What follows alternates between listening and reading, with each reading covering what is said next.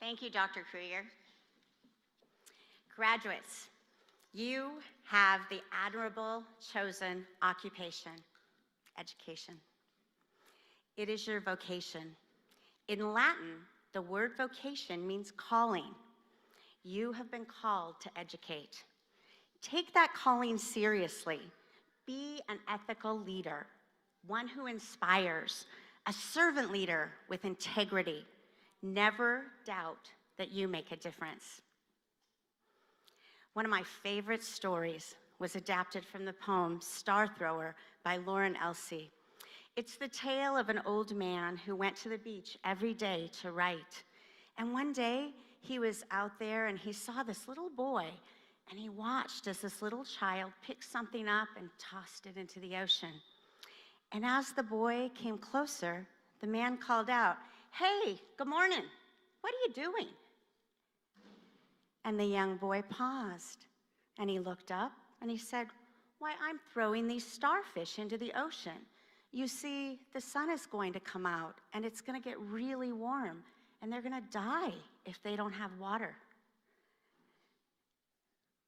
The old man replied, "But there's tons of thousands of starfish on this beach.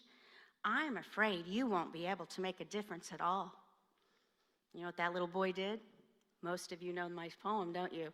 Yeah, he picked that starfish up and he threw it as far as he could. And he said, "Made a difference with that one." Graduates, you're here because God called you to make a difference. Education is a journey. Napoleon Hill writes, "A goal is a dream with a deadline." Congratulations, you achieved your goal. You met your deadline. Receiving this graduate degree is a key moment along your personal educational journey. By all means, let's celebrate this afternoon. But once you've celebrated, then let's focus on the next goal, the next dream, the next deadline for your education journey. Those of you who earned a master's degree, maybe I'll see you up here in the doctoral program soon. Those of you who are in the doctoral program, maybe you'll be writing an article with your chair or speaking at a conference with a colleague. Use what you learned at Concordia to enhance your ability to make a difference. A few years ago, I was at the Diplomacy Institute in Washington, D.C. And at the Institute, on stage, there were people from the top countries in the world in education: Finland, Singapore, China, Japan, all representing this top level. There was an audience of about 4,000 US educators. And a brave gentleman walked up to the open mic and he said, "You've all been in our country for over a month. Why do you think the United States doesn't do as well as all of your countries?" The room got very quiet. And they all looked at each other, smiling. And one of the gentlemen from Singapore got up and he walked to the mic and he said, "We have a response. We talked about this last night." You could hear a pin drop. What he said really resonated with me. He said, "Your teachers are running around paying each other for lessons." He was referencing the internet site, Teacher Pay Teachers. "Recreating lessons and working individually. But our teachers are using the research-based strategies and implementing them daily in the classroom. Most of the research we use comes from the United States.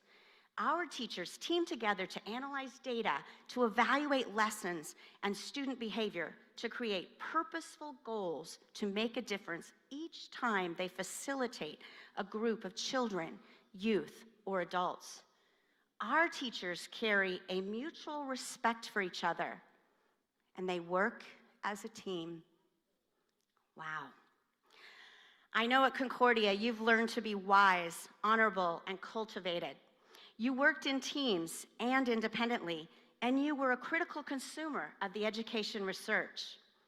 My advice to you is I encourage you to take the advice of the diplomacy panel. Keep the research and the data front and center as you work with future teachers, administrators, school boards, state directors of special ed, or state directors of education, college professors. But don't do it alone. Keep connected to the teams of learners that will help you grow and continue to advance your knowledge. Those servant leaders who you've been on this journey with here at Concordia. After all, Jesus enlisted 12 disciples to support him. Why shouldn't you have a team? Yes, you'll face adversity and challenges.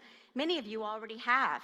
In this graduating class, we have a graduate who spent over 12 weeks in the hospital. We have another graduate who had 6 surgeries. We have a graduate who lost a parent. We have a graduate who was in a terrible car accident. We had a graduate who is an administrator who dealt with significant racial issues at their school. We have a graduate who had to move out of state and begin a new job while they were working on their degree. We had several graduates who had babies. We have a graduate who's a single parent with 6 children at home. One of them has a disability. We have a graduate who teaches at a school where there was a school shooting. We have a graduate that was at Route 91 in October, the concert where the mass shooting was in Vegas. We have a graduate who went through successful cancer treatments. And we have someone else that was recently diagnosed with cancer. Wow. All of this, collectively, you have attained a huge accomplishment. You know, as I was preparing for this, I shared with my husband how nervous I was. And he said, Belinda, do you remember who spoke at your graduation? I had to look it up. Graduates, you don't need to remember me. What I want you to remember is how it feels today. I want you to remember how it feels to be armed with knowledge and expertise that you've acquired this advanced degree. I want you to remember that you have the tools to make a difference. Feelings of elation, accomplishment, perseverance, pride, confidence, and success. I believe it's not an accident that you chose Concordia University Irvine, steeped in 500 years of Lutheran tradition. This university is a thoughtful and caring community that lives out the theology of grace alone, faith alone. Feel the gratitude for the professors, the university advisors, the staff, your colleagues that you've connected with, and make it a point to talk about this feeling, this connection with the students you mentor, or if you're an administrator, the teachers you mentor in your education settings. You are a Concordia Eagle. You've acquired knowledge, you've pursued curiosity, you've explored evidence-based research. With this degree, your career path has opened wider. Be proud of your education. No one can ever take it away from you. Did you know that just over 1/3 of Americans have a 4-year college degree? That was the most recent I could find in the US Census data. However, only 9% of Americans hold a master's degree, and only about 3% have a doctorate. Wow, you've joined the elite ranks. What you choose to do with the knowledge and the expertise is up to you. In closing, I encourage you to use your God-given gifts wisely and to walk into the future with hope and faith, knowing that God's plan will always guide you as you strive to accomplish your next goal. You're going to make a difference in the lives of children, of youth, and adults. Blessings to each one of you as you continue on this calling, the education journey. Merry Christmas.